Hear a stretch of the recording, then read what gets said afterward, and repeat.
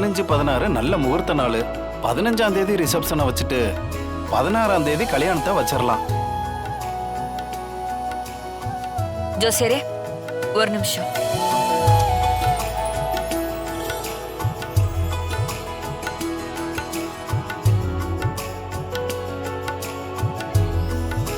இந்தாங்க. ஜோசியரே, இது வர்ஷினி பிரபு 2 பேரோட ஜாதகம். நாங்க பெருசா எதுவும் பார்க்கல. இல்ல எதிர்காலம் 2 பேருக்கும் எப்படி இருக்குன்னு கொஞ்சம் பார்த்து சொல்றீங்களா? மா, ஜாதகம்லாம் எதுக்குமா? அதான் எல்லாம் முடிஞ்சிருச்சுல்ல. நீ கொஞ்சம் சும்மா இரு. உனக்கு ஒண்ணும் தெரியாது. ஜோசியரே, நீங்க பாருங்க.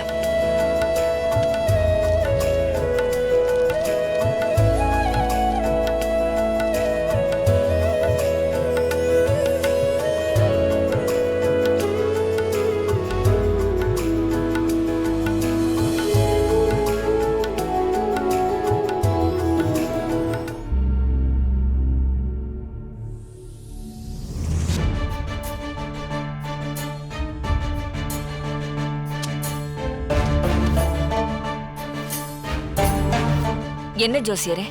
அம்மா, இது லவ் மேரேஜா அரேஞ்ச் மேரேஜா? 2 பேரும் விரும்பிட்டாங்க. அதான். நீங்க அந்த முகூர்த்தத்திலேயே கல்யாணத்தை முடிச்சிருங்க. ஜாதகத்தை பத்தி நீங்க எதுவும் சொல்லலையே. ஜாதகம் நல்லா இருக்கு, நல்லா இருப்பாங்க. கடவுள் உங்க கூட இருப்பாருமா. நல்லபடியா கல்யாணத்தை முடிங்க.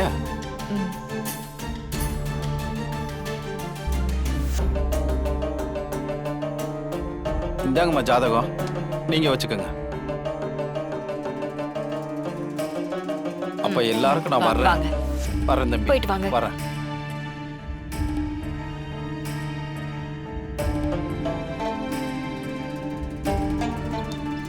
ஜோசியரே, என்னம்மா? இல்ல ஜோசியரே, நீங்க தான் இந்த குடும்பத்துக்கு வழக்கமா ஜாதகம் பாப்பீங்க. ஏன் ஜாதகத்தையும் நீங்க தான் பார்த்து சொன்னீங்க. ஆனா இத மட்டும் எதுவுமே சொல்லாம ஒரே வார்த்தையோட முடிச்சிட்டீங்க. ஏன்? என்னம்மா சொல்லணும்? இல்ல ஜோசியரே, அவங்க 2 பேரோட எதிர்காலம் எப்படி இருக்கும்? 2 ஜாதகத்துக்கும் பொருத்தம் இருக்கா இல்லையா? ஒரு விஷயத்தை புரிஞ்சுக்கங்கம்மா. 2 மனசும் ஒத்து போய் குடும்பமா சேர்ந்து முடிவெடுத்ததுக்கு அப்புறமா அதை மாத்தி பேசினா அது அந்த 2 குடும்பத்துக்கும் மனஸ்தாபத்தை உருவாக்கும். அப்புறம் விருப்பப்பட்டவங்களோட மனசும் ஏமாந்து போயிடும். ஒருத்தரை நினைச்சிட்டு இன்னொருத்தர் கூட வாழ முடியுமா? நீங்க என்ன சொல்றீங்கன்னு எனக்கு ஒண்ணுமே புரியல. கல்யாணத்தை நல்லபடியா முடிங்கம்மா. கடவுள் இருக்காரு, பார்த்துப்பாரு.